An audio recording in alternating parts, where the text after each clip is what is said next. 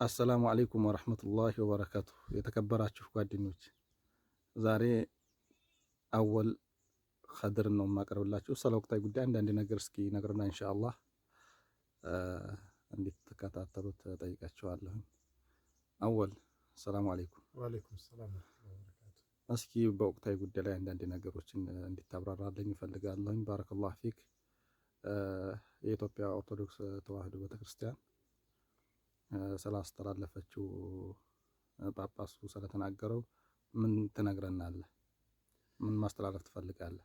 ወል እንግዲህ ቢስሚላሂር ረህማኒር ረሂም አልሐምዱሊላሂ ረቢል ዓለሚን ሰላቱ ሰላም ዐላ ረሱሊላህ ሰለላሁ ዐለይሂ ወሰለም። ነገራቶች በቢስሚላህ ሲጀምሩ ደስ ይላሉ። እንግዲህ እኛ ወንድሞቻችን ናቸው። አላህ ነቢያችን መሐመድ ሰለላሁ ዐለይሂ ወሰለም የሰውን ሃይማኖት ያላከበረ የራሱን ሃይማኖት እንዳላከበረ ነው ብለዋል። የሰውን ሃይማኖት አታንቋሹ፣ አትንኩ ብሎናል። ይህ የነቢያችን መሐመድ ሰለላሁ ዐለይሂ ወሰለም መልእክት ነው።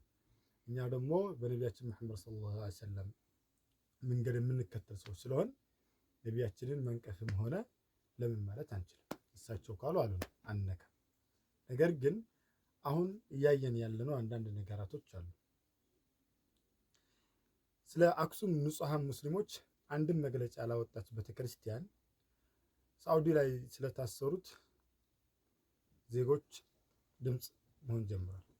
ይህ እንደምናየው እኛ ንጹሃን እነዚህ ሰዎች ይሙቱ ይገደሉ መሞት ይገባቸዋል አንልም። ላዚም ግን እነዚህ ሰዎች በምን ስራ ዙሪያ ላይ ነው የተያዙት፣ ምን እያደረጉ ነበር የሚለውን እናያለን። መጀመሪያ ለምን ፍትሃዊ ለመሆን ሲባል ማለት ነው። ሳውዲ ያኒ ሐራም የሆኑ የከለከለቻቸው ስራዎች አሉ። በግ አለ፣ ሌላ ፍየል መዝራዓም፣ ሌላ ነገራቶች የኢትዮጵያኖች እንሰራለን። እዚህ ሳውዲ ውስጥ ሐዋላ የሚሰሩ አሉ። በህገወጥ መንገድ ያለ የታክሲ ፍቃድ ሳይኖራቸው መሽዋር የሚሰሩ ስንት ወንድሞቻችን አሉ። ላዝም ከነዚህ ወጣ ብለን ደግሞ እነዚህ የተያዙ ሰዎች ምን ሲሰሩ ነበር ወደሚለው ለሞት ፍርድ ለምን ተፈረደባቸው ወደሚለው እንሂድ። የሞት ፍርድ የተፈረደባቸውም ሆነ ሊገደሉ የታሰቡት አንደኛ ሙኻደራት ያኒ የማይፈለግ አንድ መንግስት ከሀገሩ ላይ እርም ያደረገው እንኳን የሌላ ዜጋ የራሱ ዜጋ ቢሰራው ሞትን የሚያስፈርድበትን ወንጀል ሰርተው የተያዙ ሰዎች ናቸው። እነዚህ ሰዎች አደንዛዥ እጽ ይህ የኢትዮጵያ መንግስት ቢሆንም ሊያደርገው የሚያደርገው ነገር ነው። አንድ ኢትዮጵያዊ አደንዛዥ እጽ ከተገኘ የትኛውም ቦታ ላይ የትኛውም ከተማ ላይ ይዞ ሲያዘዋውርም ሆነ ለሰውም ሲሸጥ ሆነ ሲገዛ ከተገኘ የእኛም መንግስት የሚፈርደው ፍርድ ነው። የሳውዲ መንግስት የፈረደው እኛ ይሙቱ እንኳንም ሆነባቸው አንልም። ነገር ግን እኛ እዚህ ላይ ማየት የምንፈልገው አንድ ትልቅ ማንሳት የምንፈልገው ትልቅ ፖይንት አለ። ይህ ፖይንት ምንድነው ካላችሁኝ አክሱም ላይ ይህን ያህል ግፍ የሚደርስባቸው በራሳቸው ቋንቋ በራሳቸው ሀገር እትብታቸው በተከበረባት በአክሱም ምድር ላይ አንድ ሙስሊም ሞቶ 40-50 ኪሎ ሜትር ሂዶ መቀበር አለበት። አንድ ሙስሊም ጁምዓ ሰላትን መስገድ የለበት። ሁሉንም ሰላቶች ማቆም አለበት። አክሱም ንጹህ ናት እየተባለ የአክሱም ተማሪዎች ሴት እህቶቻችን ንቃብ ለብሰው መግባት አይችሉም እየተባለ በግፍ እየተገደበደቡ ቁርአን በግፍ እየተቀደደ መስጊዶች በግፍ እየተዘጉ የነዛን ሳያወግዙ እነዛን ይቅር ተው መጥፎ ነው አካሄዱ አይጠቅመንም ብለው ሳይወግዙ ተነስተው መጥተው ለሳውዲ መንግስት ማስተባበሪያ ማስገባት የህፃን ጨዋታ ይመስለኛል። طيب ባረከላሁ ፊክ። ወደ ሁለተኛው ጥያቄ ስጠይቅህ ሳልፍ ስለ ሙስሊሞች ምን ትላለህ? ሙስሊሙ ምን ማድረግ አለበት ብለህ ታስባለህ አንተ? እኛ ሙስሊሞች የእውነት ነቢያችን መሐመድ ሰለላሁ ዐለይሂ ወሰለም እንዳሉት በአኸር ወቅቱ ያኒ ይመጣሉ ሙስሊሞች አሉ። ብዛታቸው በጣም ብዙ ናቸው። ነገር ግን ልክ ወራጅ ወንዝ እንዳመጣቸው መምጫቸው እንደማይታወቅ እርስ በርሳቸው እንደሚጋጩ ቆሻሻ ይሆናሉ። ያኒ አንድነት የሌላቸው ሙስሊሞች ይመጣሉ ያሉበት ጊዜ ያለ ይመስለኛል። ወይ ያን ብለው እንዴት መሰላችሁ? ሁሌም ቢሆን የአክሱም ነገር የአንድ ሳምንት ነገር ነው። ሁሌም ቢሆን የአክሱም ነገር የአንድ ሳምንት ነገር ነው። አንድ ሳምንት ስለ አክሱም እናራግባለን። ፌስቡክ ላይ ፕሮፋይል አድርገን ፍትህ ለአክሱም እንላለን። ፌስቡክ፣ ቲክቶክ ላይ፣ ኢሞ ላይ፣ ዋትሳፕ ላይ የሆነ ቦታ ላይ ስለ ፌስቡክ ፍትህ ለአክሱም ፍትህ ለአክሱም ፍትህ ለአክሱም ፍትህ ለአክሱም ይባላል። የአንድ ሳምንት ነው። ከዛ በኋላ ያ ነገር ይረግባል።